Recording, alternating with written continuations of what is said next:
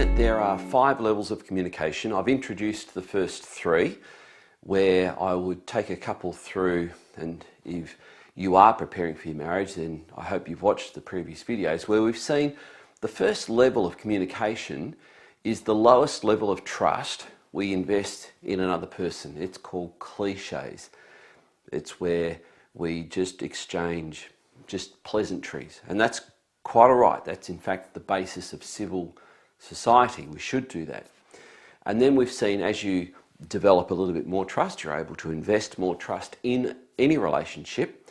You're able to go a little bit deeper in your communication. So that with increased trust comes increased intimacy, and that level, that next level is fact, where you actually are able to share how perhaps you are physically going. You give an honest physical assessment of how you are. And then the next level, where you invest more trust in someone and you are able to express a greater closeness to that person, is when you share and exchange opinions. And this is where conflict happens. Conflict, the first wall of conflict is over opinions. Now, you can bounce off that wall if you choose to fight. If you make winning your goal, then that conflict will never resolve, because you will be pursuing your opinion over against the person you're trying to communicate with. But if you make understanding your goal, you'll be able to build a doorway through that wall of conflict, and then you'll be able to go deeper. I've shown you that to do that, you need to make understanding your goal before being understood. That if you can learn to listen well, and in the last few videos I've shown you that there are 3 levels of listening, 3 types of listening, that really convey to someone that your goal is to understand them. And for the most part, if you consider that those who we feel understand us best are the people that we will feel closest to. Now, this is a principle of human interaction. It's also one that I think any married couple needs to take note of, because being married, it's so easy to neglect the one you're married to, because you just take that relationship for granted. And oftentimes, when one or the other partner wants to really have that heart-to-heart communication and the other one's just not listening, they will inevitably find someone who will listen, who will understand, and as a result of that, they will be emotionally drawn closer to that person. So this is why it's so important that couples, husband and wife, learn to become closer together by really learning to listen well, to understand each other well. When you come through that wall of conflict, you come to the next level, level 4, in the communication process. It's where you are investing more trust, because to communicate at this level requires a great deal more trust than the first 3 levels of communication. And it also is an indication that you already feel closer to this person. It's communicating at the level of feelings, emotions. Now, this is probably, I think, one of the most misunderstood aspects of communication in any marriage relationship, particularly marriage. Because oftentimes you have perhaps a heated exchange with someone and you think, oh no, we're in trouble now, we're fighting, we're yelling, we're getting angry, we're getting upset, our relationship is in trouble. When in fact, if you look at where that communication takes place, it takes place at what we might call level 4 communication, when you're expressing how you really feel. Now, it requires exactly the same strategy as does getting through that first wall of conflict. So you hit this second wall of conflict.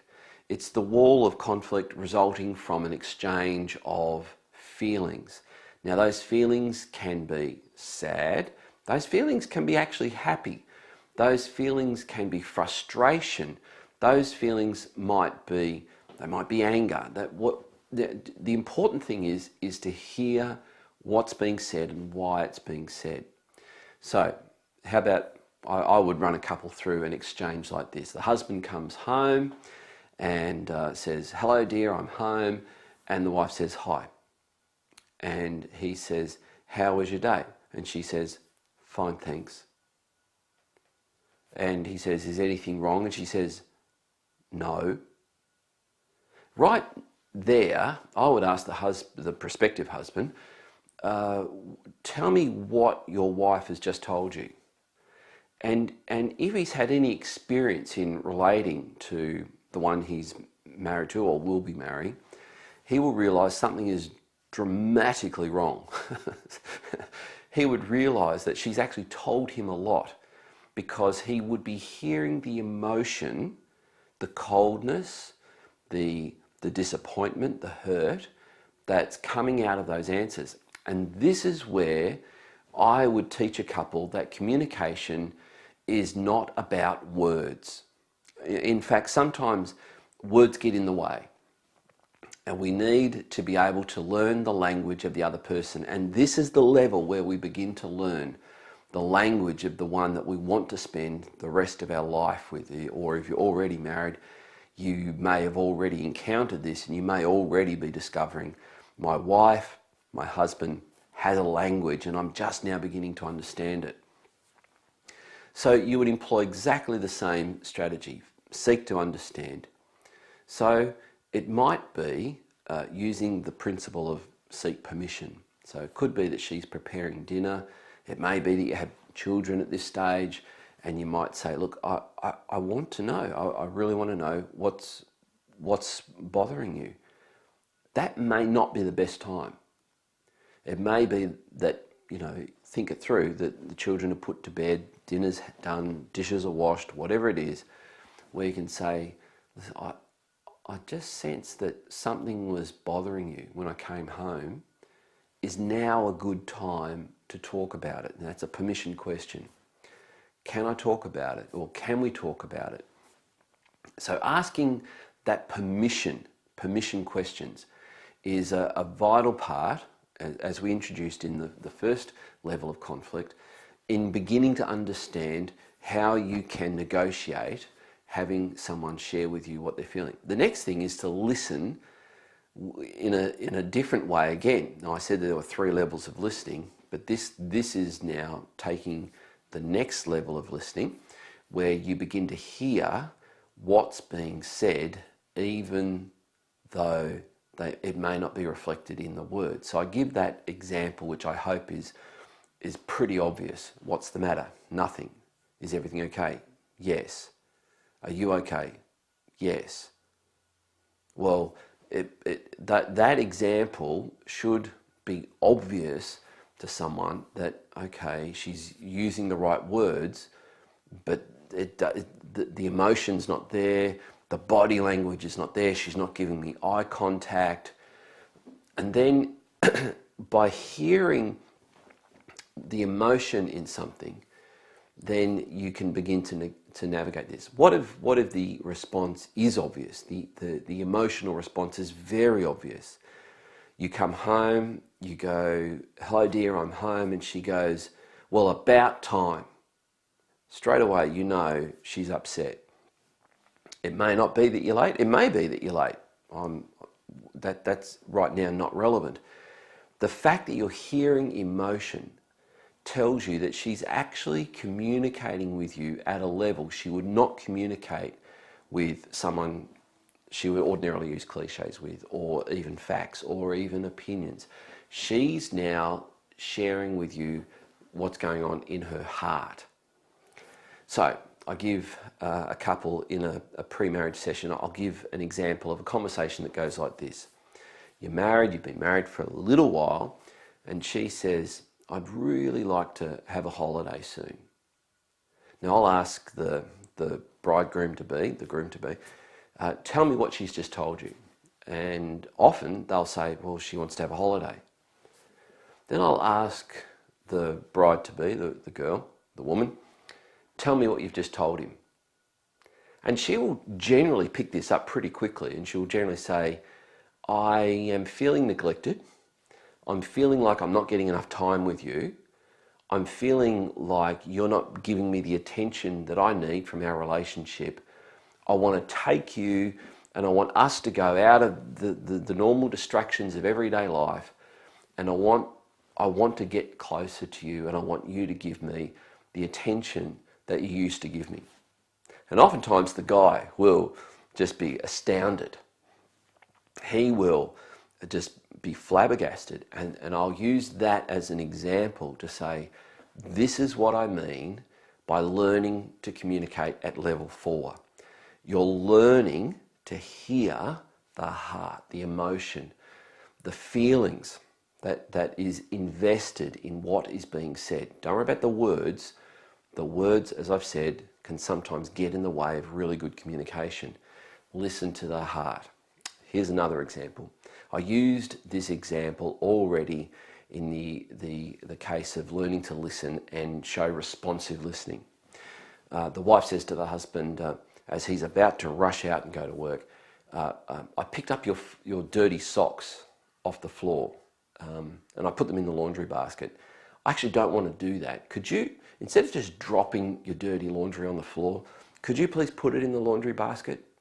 And he says, yeah, now he applies active listening. So what you're asking is for me not to drop my dirty socks on the floor, but to put it straight in the laundry basket. She says, that's exactly what I'm asking for. Okay, gotcha. So now we've done active listening, maybe positive reactive listening.